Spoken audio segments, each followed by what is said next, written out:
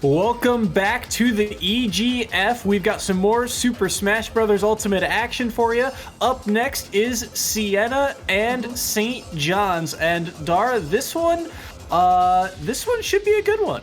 We saw Siena play last week and they looked hot. Yeah, I sure hope it's a little bit better for the school on the receiving end than it was last time, because we just witnessed perhaps one of the most brutal slaughters of all of EGF. We just saw Niagara University going up against DePaul, where DePaul won 31 points without dropping a single one to Niagara. Every game was either a 2-stock or a 3-stock, so that was actually absurd. So hopefully this time around we'll see a little bit more, resilience from the other school. We're going to be seeing Siena going up against St. John's. Now the names of the players are going to be thitkho going up against Pango. So it's going to be Wario and Steve. This is an interesting matchup. And honestly, Wario is probably one of the characters that is best suited to being able to break space against Steve. Having so much ambiguity with his air speed will allow him to be able to jump in on Steve in the corner. Yeah, we saw Pango last week really do well with this Minecraft Steve.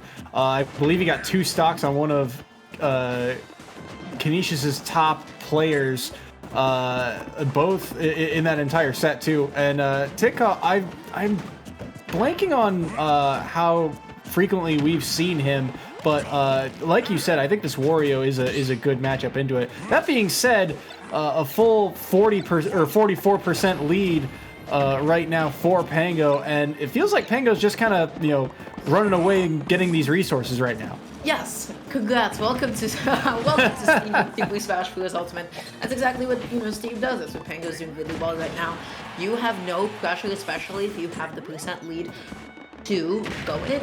You can just take the time to keep on getting those resources. Right now, thitkho needs to make sure that their approaches are a little bit more ambiguous, because right now they're just sort of running in with like dash attack, and wow, is Steve able to catch linear approaches with minecart. So you have to just space yourself accordingly. You have to see what you can bait out from Steve, and then play around that. But right now, Pango is looking so confident, already able to clean up the stock, having Diamond on deck still. This could be huge if they're able to land like an up tilt or a grounded spike. In that case, only going through the F smash. That was greedy from thitkho. That neutral B, I think he wanted a combo out of it. I believe it does a decent amount of percent once you get it, but still, yeah, you can see here, gets the throw out of it, but Pango's still sitting at under 100% and actually has lapped thitkho in percent, so this is dangerous now. He's going to be able to up B. Oh no, that up B to get away from the TNT. The coverage from Pango right now is on point. But thitkho finally able to actually clean up the stock. Right now, going through the field just to get a little bit of stage control. Trying to get something started with Wario neutrally, but unfortunately misspacing it so they don't end up getting those double hits. They're not really adapting to the fact that Pango's sitting in shield right now, not going through any grabs, not going through, any chomps. And even that, like, you have to just sort of maybe try to catch the next out of shield option. But Pango just seems to have the advantage in rhythm and momentum right now. Now, Waft is on deck, so if he can find a confirm into it, this could be the stock. Pango is sitting near that kill percent, but still, getting in on Pango right now has not been easy. Look at the way that Pango was just moving around. thitkho looked so uncomfortable, able to get the command grab into the spike to clean it up. Really clean execution, and what a way to start it off for Siena College. Yeah, Pango, just a strong showing, like you said. The second he grabbed the lead, it never felt like thitkho was able to battle his way back into it. Man, look at the setup. Wow, thitkho was only at like 70%, and then get thrown off stage, but wow, that move is just so uncomfortable to get hit by, and then if you mash out of it, you leave yourself vulnerable for so long. It's one of the most menacing command grabs in the game. It is essentially, Diddy Kong's side B that's a projectile that you could act independently of. The move is quite absurd.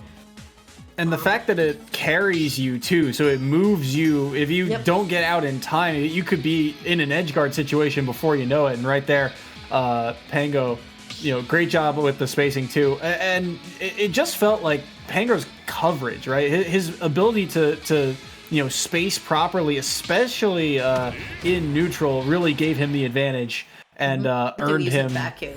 Yeah. Actually impeccable. And now we're seeing thitkho switch off to the Pikachu. Honestly, even a better matchup. Even just like having the pressure of T-Jolt is going to be so helpful in just sort of telling Steve, hey buddy, I don't think you should be in the corner right now. So it's just going to really be up to thitkho to see how they can play around that and how they can force Pango to move around.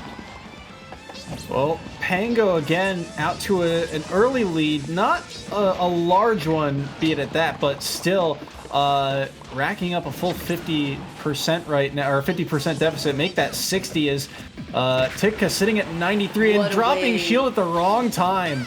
That was an excellent wade from Pango because... What? Okay, so let's talk about a little bit of what just happened because that was absolutely ridiculous. thitkho either did not get hit by that explosion or the down air was able to hit through it. It's one of the two, and either way, I'm not comfortable with either result. But Pango was still able to be the one to clean up the first stock. Right now getting back onto the stage, stalling a little bit with the cart. Ooh, gonna be flung off to the opposite direction, but right now thitkho, instead of... You know what? They were still able to find it. That was a really good setup with T-Jolt. They didn't overcommit, and they were able to catch Pango's next defensive option. Yeah, good coverage too with that dash attack, and now we see Pango get an early little string here, 76% already on thitkho, and right now, oh, there's the back air again. Not going to be able to take the stock though, but so much percent already been done. We will see if thitkho can do anything. Goes for an early down air, looking for the drop zone, but could not find it, and he's able to get back to center stage. And that wave with Pango was excellent. They were just waiting for thitkho to go through that stall. They were making sure that they're not going to be getting hit by Thunder anytime soon. Right now, that back air is going to be able to take it, doing so much damage. Pango is looking so confident right now. Wow, that block actually coming back to bite Pango in the butt a little bit. Sort of extending the hitbox for thitkho's dashes, F-smash, excuse me. He's going to get the Thunder out of that grab, but it's not going to kill. That was huge. That could have been the stock. And Pango actually ends up surviving here. And 30% built up. That dash attack's not going to do it either. Pango's DI is on point. But that F-smash is going to be able to take it. Finally whittling down Pango to his last stock. thitkho's looking so much more confident this game than they did, with Wario. This is definitely the matchup for them. Yeah, and with that, Cart gonna come in for a little bit extra damage. There's the, I believe that was back air coming through as well. And oh no, not again, not like this. Pango ends game 1 like he ends game 2. The spike comes through, and it's a 1-stock victory, and Siena takes the first set. Well, you came up with that rhyme, honestly, like right off the top of your head. That was sick. Good job. I'm actually kind of impressed how many oohs you were able to throw in there. But yeah, that was so sick from Pango. Finishing off game 2 the same way that we did game 1. That command grab is menacing. You don't mash out, you fall to your death. You mash out, you get spiked. Damned if you do, damned if you don't. So Pango was just able to get all of these setups. They were able to get all of the follow-ups so well. And they effectively, mined and consumed the resources in such a way that they were like really picking, okay, when am I going to, sort of confront Pikachu? When am I not going to let them have space? When am I actually backing off, giving them space so that I have more time to give myself some islands, some diamonds? Pango just played that really well. And that being said, that means they're going to be taking for Siena College right off the bat, 5 points, I believe. Yeah, yes, that is a 5-point lead after the first set, as that 2-stock and then the 1-stock victory there off the spike. That TNT interaction was very strange, and we went into it a little bit about what happened, but I feel like that was kind of a move of confidence by Pango to set this up, and then he dumps the lava on it, and Pikachu actually was outside. Just a little bit above it, yeah. Just a couple of pixels too high. Otherwise, Pango would have been very much so capable of connecting the TNT. So they had the right idea. The Pikachu was just a little bit too high.